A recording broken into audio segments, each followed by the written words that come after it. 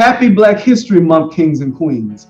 Please join me in shedding light on a man whose entire story serves as a reminder that determination is truly key.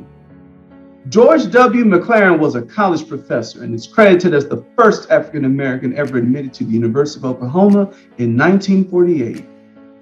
Determined to access higher education, McLaurin applied to the University of Oklahoma, where he was initially turned down due to the color of his skin.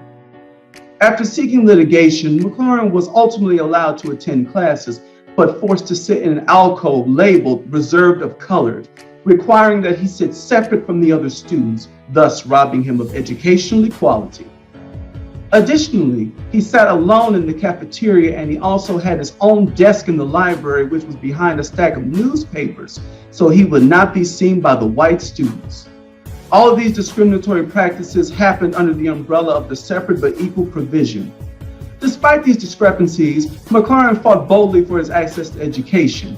He never missed a class and eventually ascended the ranks to surpass his colleagues. He is quoted saying, "Some colleagues would look at me like I was an animal. No one would give me a word. The teachers seemed like they were not even there for me, nor did they always take my questions when I asked. But I devoted myself so much that afterwards, they began to look at me to give them explanations and to clear their questions."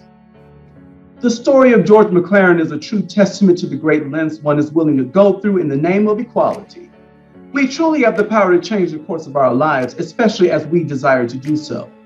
As we reflect upon our historical celebration of Texas College and our 128th anniversary, let this story be a reminder that as though we may face many challenges, according to 2 Corinthians chapter 4, verses 8 through 9, we are afflicted in every way but not crushed, perplexed but not driven to despair, persecuted but not forsaken, struck down but not destroyed. Keep the faith, Texas College. Remember, Black history is living history.